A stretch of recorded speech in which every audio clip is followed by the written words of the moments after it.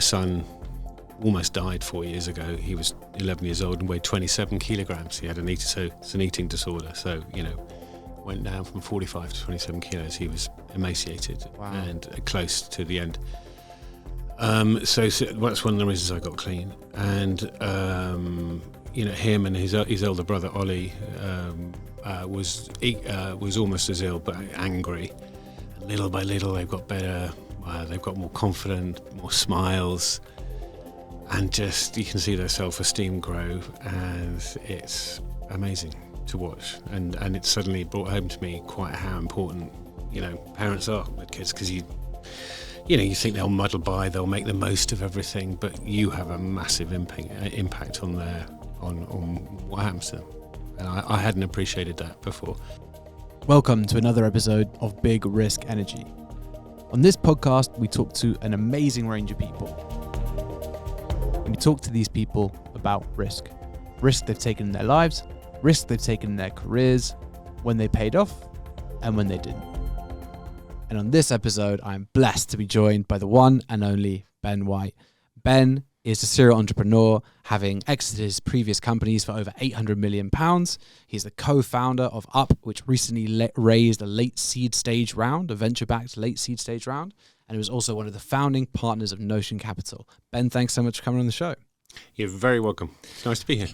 So Ben, 800 million is a crazy number, of course. Obviously, behind that story, there's the ups, the downs, the highs, the lows, and a lot of pain and joy along the way. But sitting where you are right now and looking back at all the things that you've achieved in your career, how does it make you feel when you hear it put together in that way?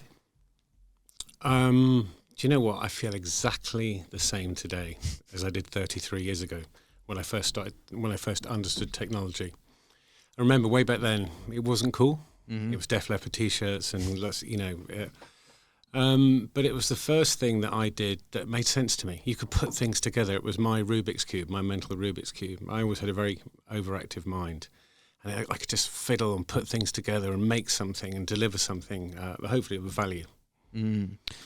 And it's interesting because building a technology company and building technology, two very different things, right? Mm-hmm. The inclination you had towards the Rubik's Cube and putting things together does not always mean that you're going to have the fortitude, the tactical ability to actually go and build an amazing business. Is that something that you found just lent itself to who you were naturally? Is that something that developed over time? Tell us a bit more about how you took technology into business. That is a great question. Basically, you often get two sorts of people in a startup. You get a pure geek mm-hmm. who's really interested in the software and desperate to show you the software that may or may not have value. Or you get someone who's very, very commercial, who's maybe have come from a consulting type gig, who's got very overqualified in business. He spots a niche, so a good one would be Notion's one at the moment. I'll forget the name of the business. Muse, mm-hmm. basically, which is a very valuable business. They had the idea, the challenge of just staff, temporary staff. Think about it. If you're running 2 or 3 hotels and how much of a nightmare it is, all the temporary staff that you've got and they're ringing up, I can't make it, I'm going to be late. Just an app. You check in, you check out. If you're going to be late, you let them know. And it's a way of just, making sure that you've got the right people at the right time and keeping tabs on people. Mm. And so those kind of entrepreneurs quite often they will come from, sorry, I'm slightly contradicting myself, but some entrepreneurs come from, they've worked in a hotel as a manager and they've had that problem of staff, of the staff problem, and they've gone off to build software to solve that problem. Mm-hmm. And in the case of Muse, that's exactly what they've done. Interesting. And for you, was the approach really that? So I think what you're talking about there is really founder market fit, right? The founder has lived and breathed that problem. They understand it. They should be able to get traction. They should be able to get sales because they're selling into something which they have come from. Mm. Was that your experience, or were you more on the geeky side of, no, this is just technology, which is going to be great, going to be work. Let's build it and see what comes? I mean, the truth is it's always a combination of all of these things. You kind of half stumble into it, half work your way towards it. In my case, if you look at the very first business that we set up, that was selling Cisco networking equipment. Mm-hmm. How we differentiated ourselves is by only selling Cisco. At the time, Cisco had 3 or 4 competitors that were, much, much bigger. But because we only sold Cisco, we became synonymous with it. All the sales guys knew the range better than anybody else. So we were able to make more money. We were able to understand customers' requirements. So when customer bought a router or a switch, what cables might you need? What memories might you need? If you understand that, you can fully load it. You can make more money at the end of the day. And guess what? Customers want to speak to you because you will always come up with things that they haven't thought of. So it's a bit like going to a department store. If you go into a department store and they're selling tons of different brands, how often do you go and speak to someone? We've all had the experience of, can you help me with this? I don't work there. All right. And so many businesses are like that too. And if you specialize, you often do a much better job than someone who's trying to offer, jack of all trades, master of none. Absolutely. Okay. Super interesting. So for me, it sounds like your approach to building business, although incredibly successful, was never based around, I want to make a ton of money, more based around the love of building technology. Is that a fair assessment? I only ever wanted to make enough money to buy a decent bottle of wine on a Friday night, take a girlfriend out for dinner, which somewhere that wasn't embarrassing. Yep. And play a little bit of golf, and pay my membership. That's what it started out as. Yeah, I mean, it sounds good to me. So when it comes to investing, what's your approach there? Is that then more about investing in companies that you want to see in the world, or is it more about thinking, about a return on investment? How has that changed? I think when you're looking at someone to invest in, you're looking for something magical. You're looking for, does this person have something different? Lots of people have got good ideas, but it's going to be shit, right? It doesn't matter. It doesn't matter how good your idea is. Most of them's going to be a load of shit that you hadn't expected. Time and time again, you want to give up. And you go, nothing. Maybe someone connects with you on LinkedIn that you've tried. Someone answers an email. You get a shot in the arm, and you've got the energy to go to the next level. You pick yourself up, pick the team up, and go. And it's brutal, right? Far more companies fail than succeed, and so it's you're looking for somebody with the X factor, someone who can also hire people and keep them believing, and keep the people they've hired, keep their eyes on the horizon and keep them believing, because it's not just about you believing; it's about making sure that your team continue to believe. 100%. Recently spoke to the GP of a fund who said, for him, the strongest conviction of investing in a founder is their ability to inspire.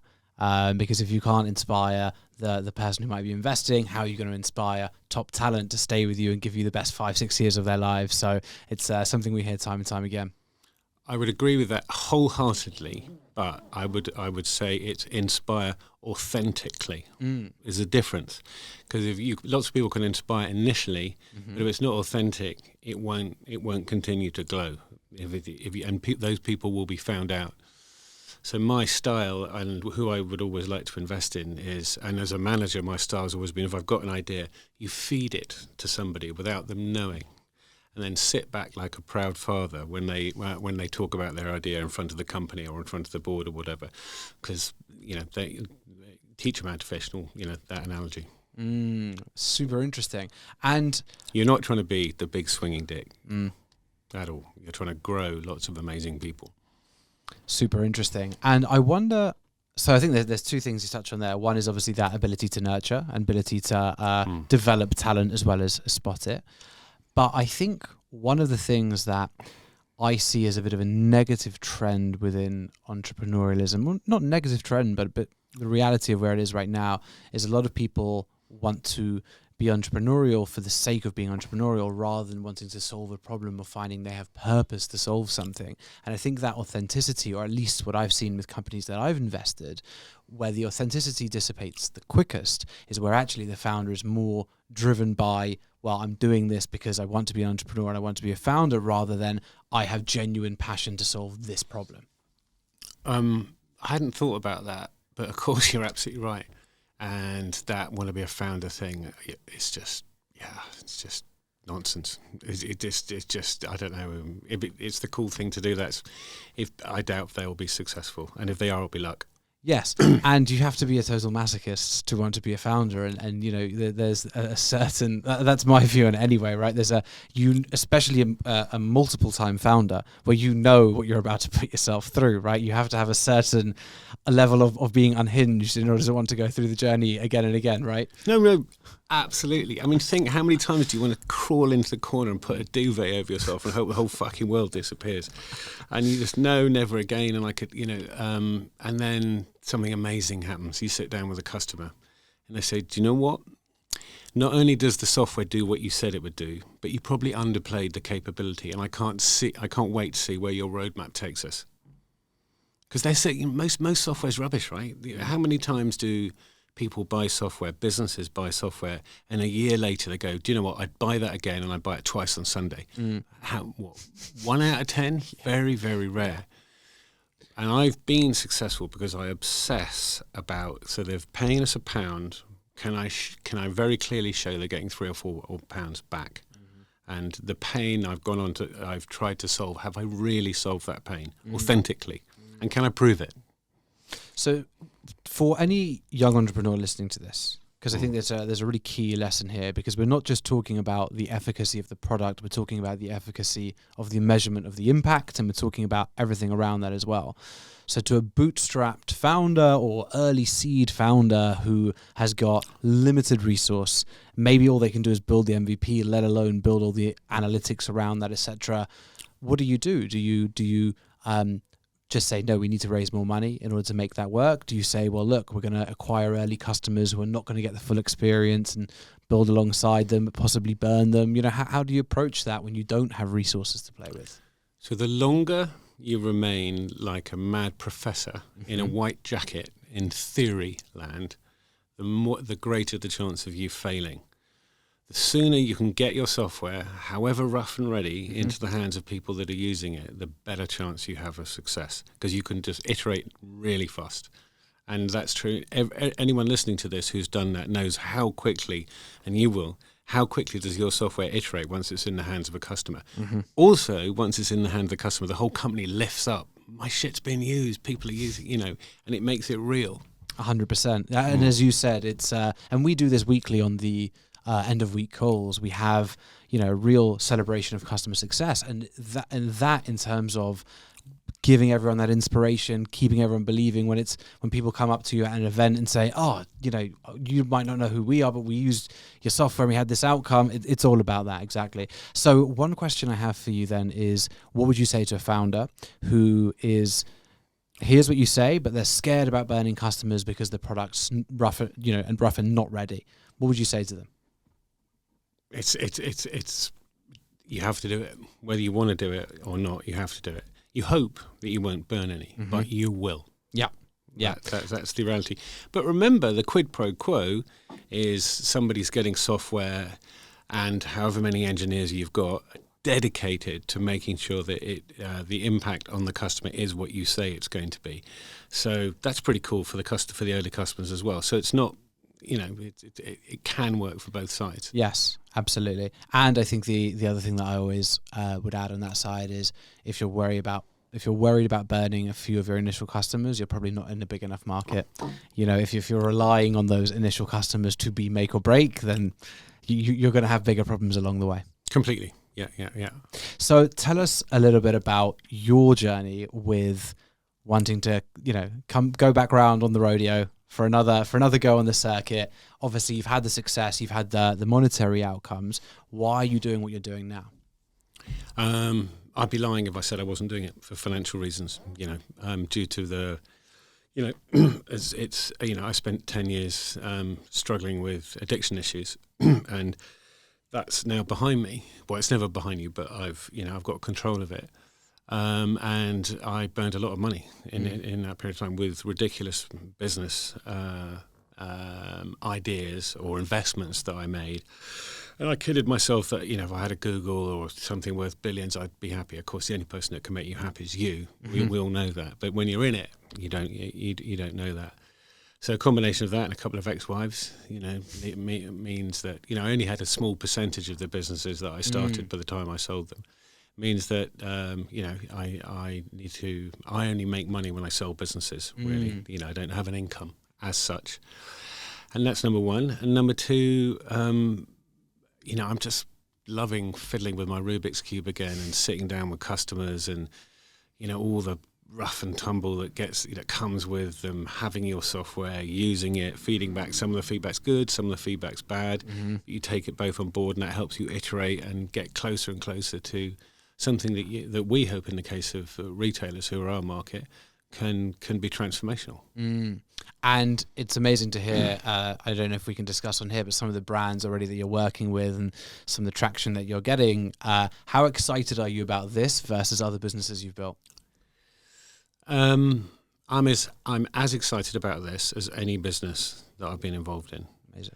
It's got retail. We sell to online retailers. So that's a huge market. Number one. Number two, they struggle to make money. I think there's a myth online that because there's no rent, no rates, so we're going to make tons of money because we've got far less people. But the rent and rates are taken over by what you pay Google and Bing and Amazon, etc. Yes. So a retailer might make a 60 or 70% gross margin, but net they struggle to make money. All of them struggle to make money. And we think that's because there's so many manual activities that a retailer does all day, every day, performance marketing being a big part of that, to drive sales. Because all of these activities are not automated and they're manual, they're often one lever works against another lever. A good example of that would be, in our data we see about, if we look at all the products, we've got about 30 million products at the moment that we drive. About 18% of those are on discount at any one time. Of that 18%, about 20% would sell out anyway. So they're discounting products that would sell out, but the data tells us that, but they don't know that. Yeah. No, that's amazing, and I guess goes right back to the philosophy of being able to demonstrate very quickly to your customers exactly how much they're saving, and it being at a much greater multiple than they're spending with you. So really interesting to see that philosophy stays consistent throughout, and it clearly is a great recipe for success. Yeah. So let me ask you, because we spoke about this a few months ago when we first chatted. Why is there such prevalence of addiction within the entrepreneurial community, and what is your view on it? Well, we're all crazy, right? Certainly helps. Well, because if you're going to start a business, as you said, you're signing up to, there's going to be lots of amazing highs, but there's going to be a lot of lows, and a lot of soul searching, and a lot of pressure put on your partner, your family, or whatever, because it's an all-consuming thing, isn't it? And anyone that says there's work-life balance in an early-stage software company, I would question that. I think it's bollocks. Yeah. I just don't think it's true. And I think the problem is, in my case, I'd spent 20 years building these businesses, three businesses in total. So it wasn't one I sold for 800 million. It was one I sold for 600 million, 100 and whatever. So that's one of the things I'm proud of, is you can get lucky once. Yeah. You can't get lucky 3 times. Yes, absolutely. And suddenly I stopped. I got divorced. I had a big pile of cash. And suddenly, what do I do all the time? I rang lots of friends. Let's go and play golf, let's go for a walk, fancy doing a bit of cooking. Ben, we're all working, right? And so I've suddenly find you're mixing with tons of people who really aren't your friends. We've all watched the movie, and then you're trying to get the same highs that you got from all of the rough and tumble that goes with early stage software companies in another way. Yes, and unfortunately, it's a very unhealthy way. Yes, absolutely. And what is your advice now, as someone who? How long have you been in recovery? And for July the 28th, 2019. Wow, so you just hit 4 years recently. Amazing, congrats. Thank you. So what is your advice to people when, especially entrepreneurs, where you've had that high, right? And I genuinely believe, and reading a lot of the neurological literature around the impact of dopamine on the brain. When you've gone so far on the pleasure scale, let's say, in terms of hitting all those highs and all the things that come with selling a company and everything else, and the cathartic moment that's been building that's going to solve all your problems when you exit, obviously never does, and all the highs associated with that. How do you then go back to regulating pain, pleasure in that way, and becoming, getting used to saying, well, actually, I don't necessarily need that adrenaline anymore. I need to find different outlets. What does that journey look like for you? What's your advice to people who might be going through that? Well, I think first of all is to know it's going to happen, right? Most people don't know it's going to happen. They think they're going to sail off into the sunset of the land of milk and honey. Whatever there might be, jets, cars, it might be walking in the period. Whatever takes their fancy, they can now do. But one thing that for all of us is true: you're going to have a lot of time on your hands, and if you don't fill that with something that keeps your curious brain active, you will look to stimulate it in artificial ways, whatever that might be. And so knowing that you're going to feel like this and accepting it and planning for it, because how many entrepreneurs plan? No, you don't think about it. Because you don't know when the company's going to be bought, right? Yeah, exactly. So it suddenly gets bought and you're going, well, right. I bet you the stories of addiction, we'll never know the data, but I bet you there's a very high correlation between entrepreneurs who suddenly sell a business and problems. Yes, absolutely. Must be, because it's also, I think, very unnatural to come into a huge amount of money at one point in time, right? That's not the normal human experience, right? So the coaching around, well, what do you do when suddenly overnight you have a huge amount of money which you've never had before? It's psychologically a very difficult thing to adapt to. One question I have for you is, what do you think the role of, do you see that there is a correlation between ADHD and entrepreneurialism, and how does that interplay with addiction and dopamine and adrenaline? And am I right in thinking you have ADHD as well? Is that right? I mean, I do have that label. Yes, that's what I thought. Yeah, but I do sort of see them as labels because everyone's got something, right? Yes. What is neurotypical, right? Yeah. Yes. Okay. I've never heard that expression before. It's a good expression. But so embrace what you've got, because most things have two sides of a coin, right? It's part of it's good, part of it's bad. And so embrace it. I'm just very dyslexic as well.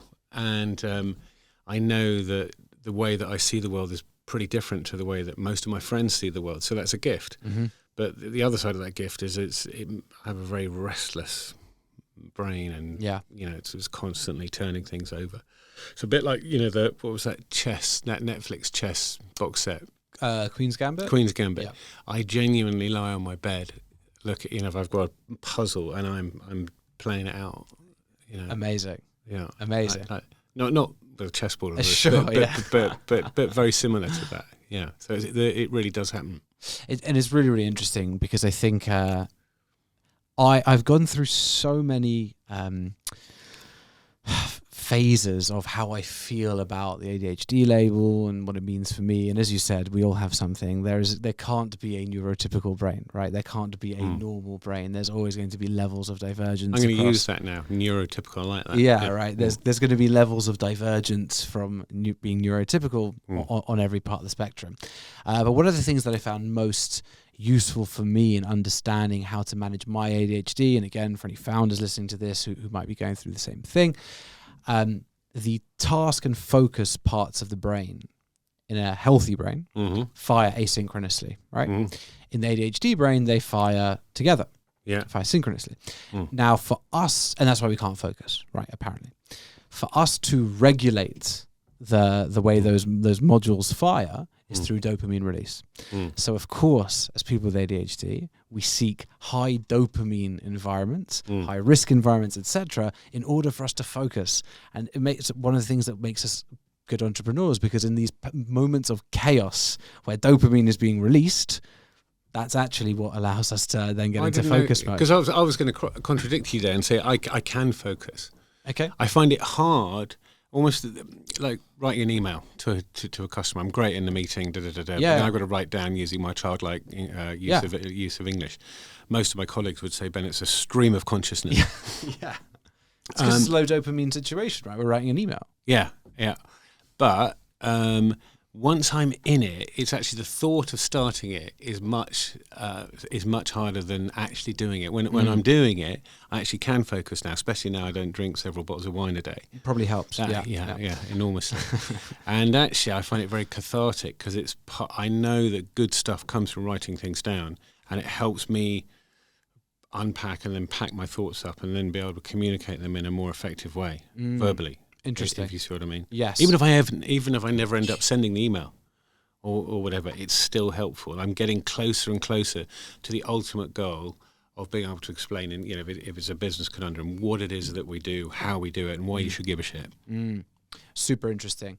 And do you find that there are things that you've brought into your life which help with retaining more peace and retaining more focus? I always try and pull out practical advice for people listening to this. So for me, it's, so when I sold my last company, I was like, okay, I have two options here: go off the rails entirely or try and become addicted to something positive. So I went hardcore into gym.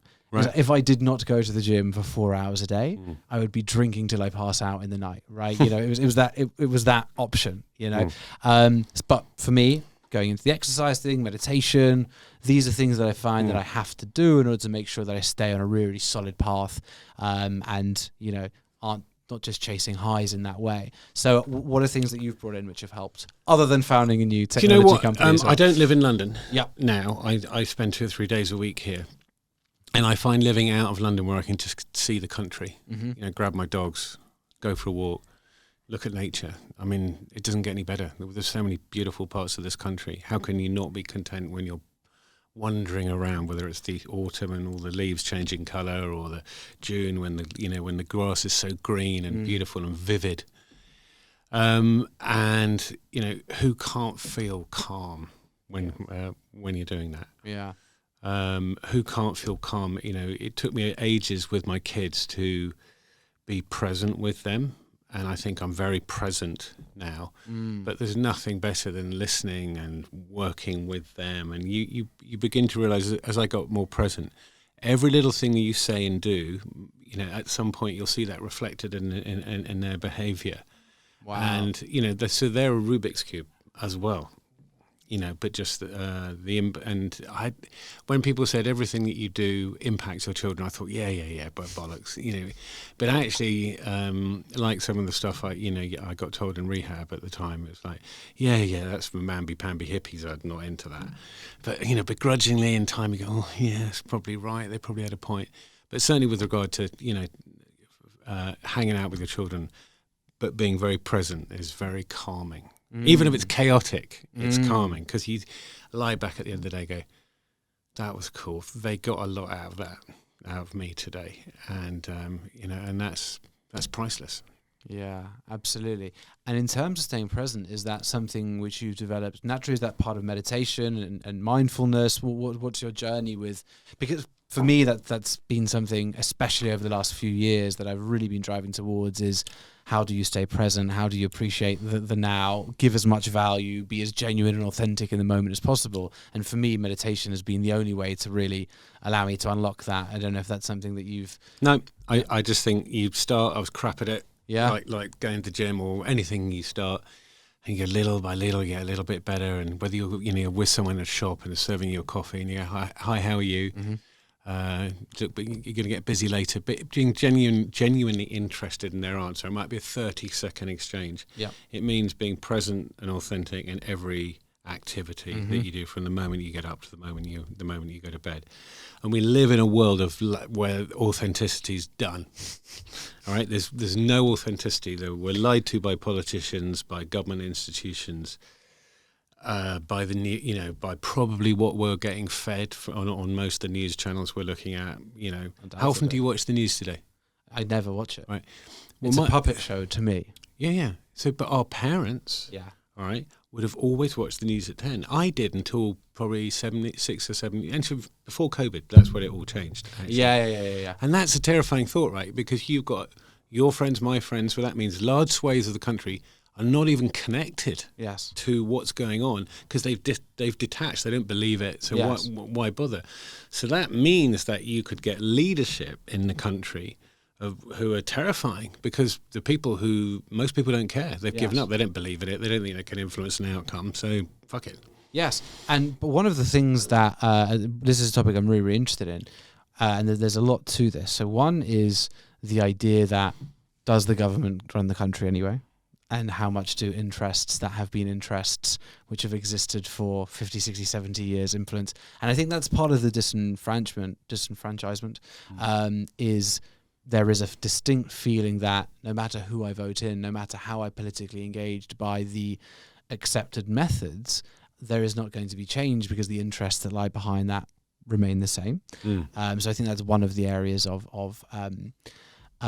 real frustration and annoyance, especially amongst younger people. But the other part is politicians lie to us. I think the difference now is that we know, or we have proof that the narratives given to us are not necessarily fact. Yeah.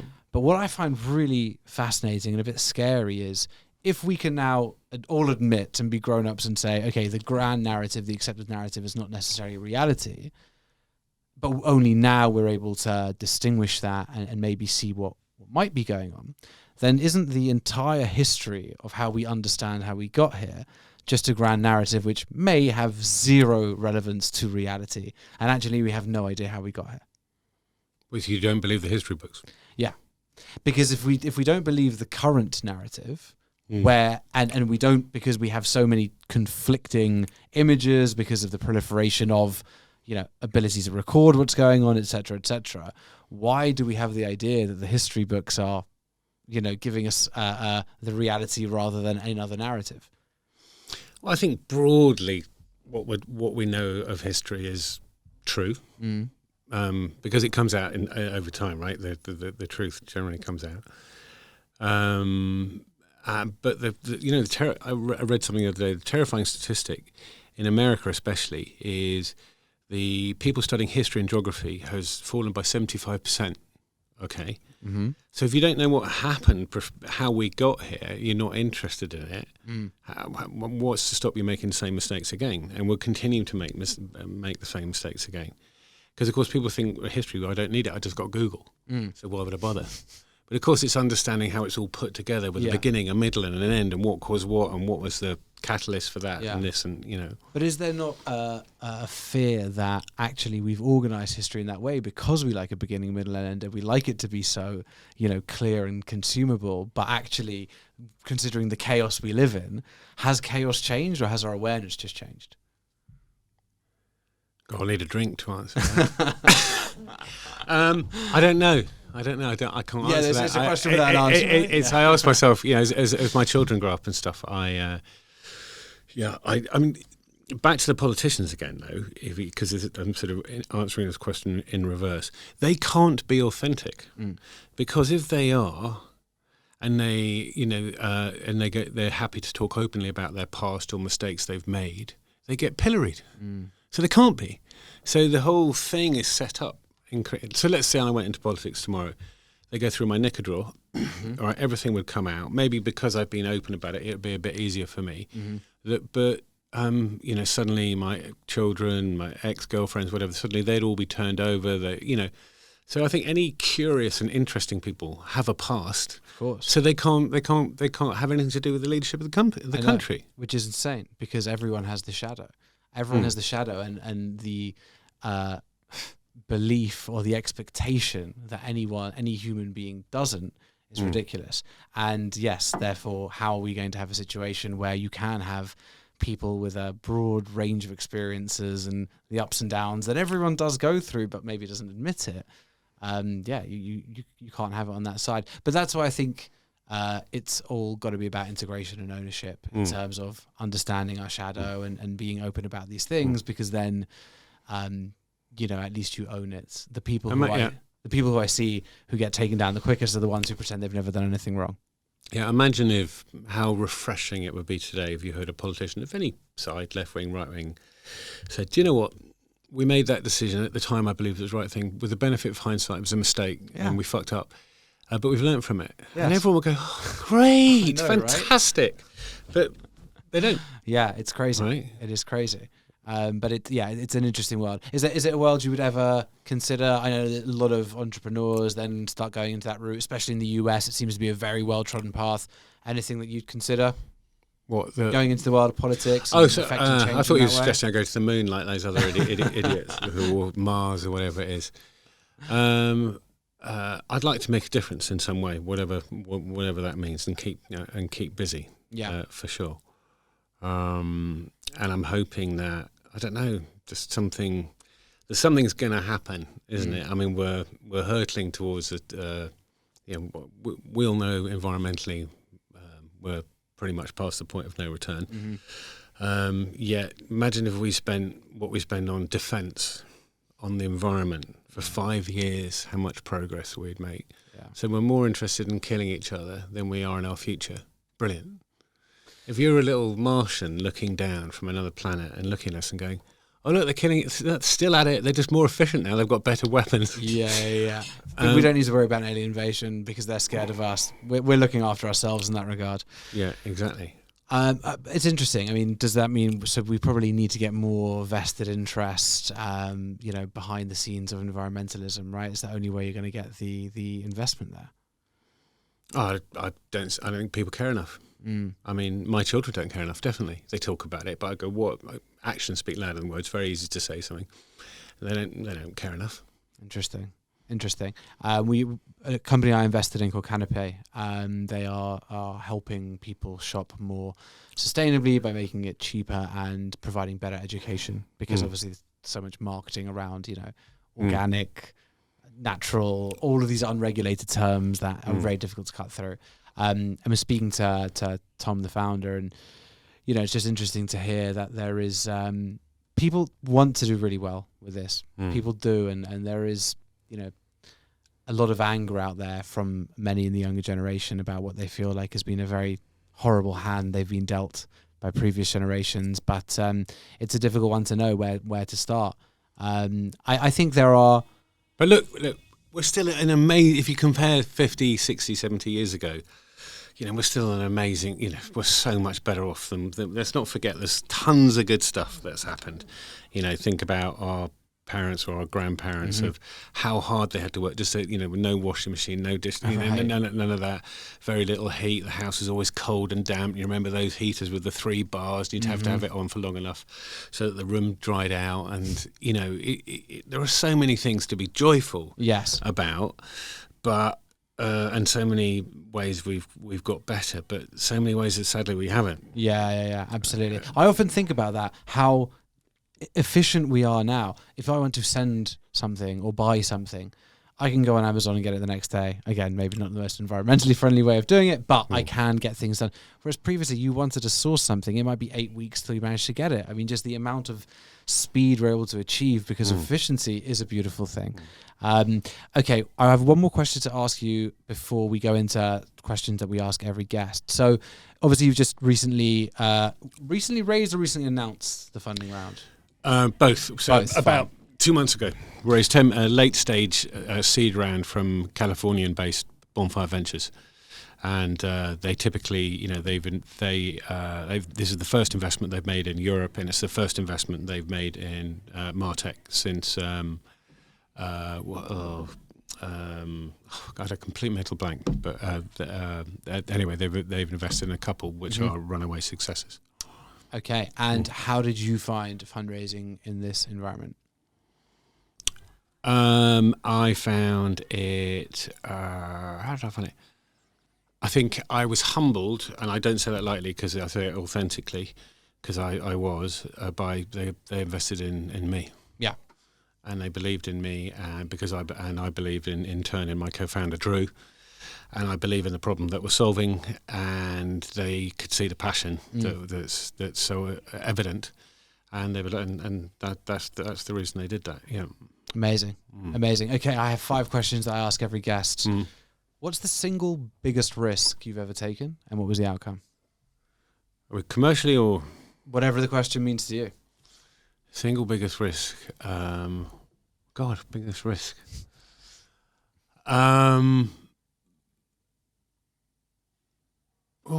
It's an interesting one. The biggest risk I probably, I just don't see the world that way. Weirdly, I could make up an answer, but that's just I don't really look back. I take them all the time. It's just such a part of my. Keep asking if I can come back to that. No worries. That's a good question. I just hadn't thought of that. Let that one run in the background to do a bit of background processing as we go on. Okay, my second question for you is, what are you proudest of? I'm proudest of when I got clean, the impact that's had on my children, my family, and generally my ecosystem and those who come into contact with me every day, every week, every month. And my son almost died 4 years ago. He was 11 years old and weighed 27 kilograms. He had an eating disorder. So, went down from 45 to 27 kilos. He was emaciated. Wow. And close to the end.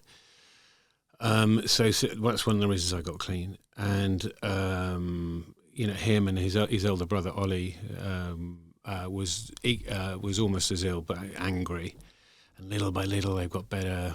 They've got more confident, more smiles, and just you can see their self-esteem grow, and it's amazing to watch. And it suddenly brought home to me quite how important parents are with kids, because you think they'll muddle by, they'll make the most of everything, but you have a massive impact on what happens to them. And I hadn't appreciated that before.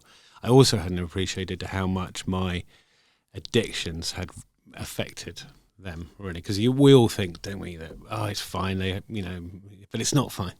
It's not, and it's only when you look back and you realise that's what I'm proud of, is where they are today. Wow, amazing, incredible thing to be proud of, Ben. Incredible. Thank you. What does it take to be successful? I can answer that. First of all, it takes a good idea, and that idea needs to be solving in my case, I can speak about selling software to businesses, a genuine problem, and it needs to be a genuinely big problem that people might not know they've got the problem, but once you educate the market, the problem needs to be decently sized. Otherwise, how are you going to build? So you need to, how rarely software companies really identify the problem they're solving. It's incredibly rare. When you ask them, what is the problem that you're solving and how big is it, they struggle to answer that question. And the other thing is just being relentless. Just being able to pick yourself up when because it's so often shit. It's so often like I was saying earlier on. And then you live, like I said, you live for those meetings, and it gets a little bit better, a little bit more predictable. Suddenly the quarters become, I said I'd do that, and I did that, or I did a bit more. Mm-hmm. And then it gets better and better, and it goes quicker and quicker. And that might go on for a couple of years, and suddenly you're racing away, and then guess what? You hit another glass ceiling. Bugger. Shit, what worked then isn't working now. And then you hit this glass ceiling and you're struggling again, and you struggle, and then you hopefully break through that ceiling and on you go. But it's that relentlessness and that refusal to lie down. So for people on that journey, how do you continue to pick yourself back up? And there's motivation, there's discipline, of course, and discipline more important than motivation, because if we all had motivation 100% of the time, everything would be easy. Discipline is what you need on the days when you're not feeling it but need to do it anyway. But practically, is there anything that you can tell founders or investors who have got portfolio companies worried about their founders? So being a software entrepreneur is about being able to see round corners, right? There's no point in being able to see around a corner if you can't get people to see what you see. Okay, so even if the software's kick-ass and brilliant, which in the case of Up it is, we're struggling at the moment. We're getting very close to getting other people to understand the power of what we're putting in their hands. And you keep wrestling with the proposition and so what about that way? What about that way? And keep replaying it in sales meetings, in every time you've got the opportunity to share the new message with someone, and I'm turning it over all day, every day, and trying different propositions, coming at it from different angles, until it becomes clear, until it resonates, right? And shaping it and getting it closer and refining the message, and keep doing that. You cannot refine your message often enough, because it's what you think is clear is in all likelihood not clear. And how do you echo your message at scale is super hard. And that's something that all software business, all businesses actually will continually wrestle with. Yeah. Yeah. Amazing. Great. Unbelievable advice. The next question for you is there anything you wish you did differently? Yeah, I wish I stopped drinking quicker. Mm-hmm. Basically, I'm not saying there weren't. I'm 55 years old. I'm not saying, there weren't tons of good times. In excesses. Remember, in the late 80s, early 90s, London was snowing, right? And it was snowing with cocktails and cocaine and fun and debauchery, and it was crazy. It was fun, and it was authentic, I would say. Mm-hmm. But that was work hard, play hard, and all of that. And for most people, they just did. They worked hard and play hard. They had a family, and they stopped the playing hard, and returned to normal. Yeah. For me, that I didn't have that off button. And so the how much more complete and happy and content I am today than I was when I was drinking and drugging is just I can't really describe that. It's so powerful. Yeah. And so I wish I stopped earlier. Yeah, lots of my friends are in recovery, and one of them gave me a quote recently, which was just, in every single way in his life, in every unit of operation in his life, all units were immeasurably better than when he was drinking. Just across every single unit, right? It was just, and I think a really nice way of putting it. Okay, my last question. Well, is there an answer to the biggest risk you've taken and the outcome? If not, we'll go to the last question. Yeah, I still haven't really got a decent answer to that. No worries. No worries. All good. Okay, so my last question for you is, 15-year-old Ben walks in the room right now. What are you going to tell him? I would tell him to be authentic. I would tell him to pick his friends properly. I'm very proud. My friends, I've got some amazing friends, and I'm very proud of them. And they've been friends new friends 10 or 15 years. Mm-hmm. Most of my friends are 20 or 30 years. Obviously, I've got new friends as well. I would tell him to be true to himself. I would tell him to be careful not to come off at the faster bends with regard to excesses. I hadn't thought of that. So, and remember, I tell you what I do as well. I'd say, a lot of people say to me, Ben, you're so naive, and you see the world in such a beautiful way. The world is not beautiful like the way that you see it, and that's true. I am naive, and I've been burnt because I'm naive. But I also believe anything's possible. I also believe in good. I believe that we'll figure out lots of the things we've talked today about. I think as a species, we'll find a way to solve them and be better.